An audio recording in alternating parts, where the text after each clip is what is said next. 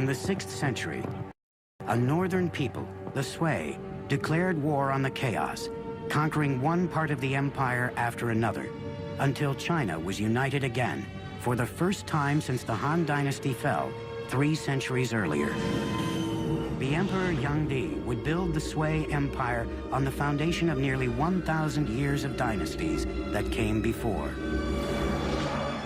Unlike previous emperors who had concentrated on fortifying China against the outside world, Yangdi would channel his energies inward and strengthen his empire within its borders.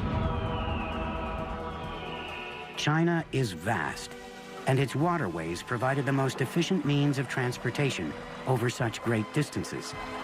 2 major rivers traverse the country east to west, the Yangtze in the south and the Yellow River in the north, but they are 1,000 miles apart.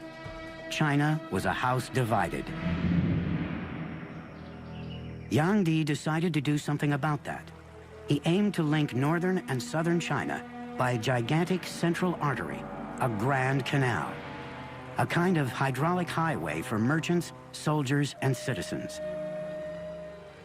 This gigantic construction project would take more than 1 million man-days of work, most of it digging. Living and working conditions were horrendous, harsh and primitive. Tens of thousands died of starvation, fatigue, and illness.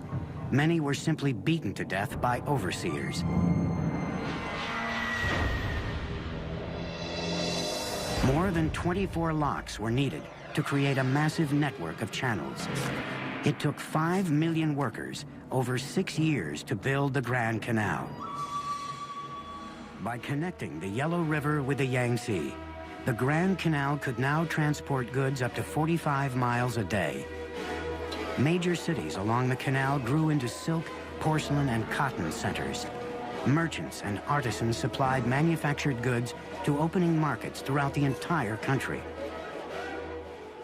With his engineering feat completed, Emperor Yangdi decided it was time for a victory tour down the Grand Canal.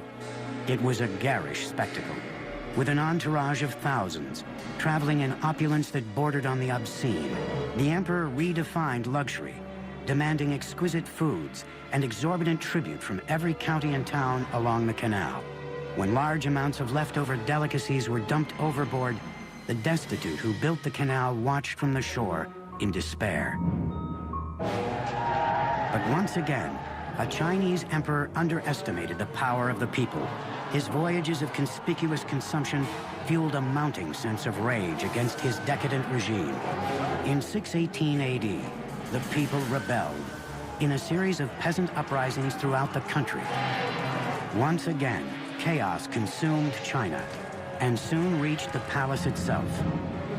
Emperor Yangdi was killed by his own generals, and the Sui dynasty came to an abrupt end. But with the empire united again, the stage was now set for China's golden age.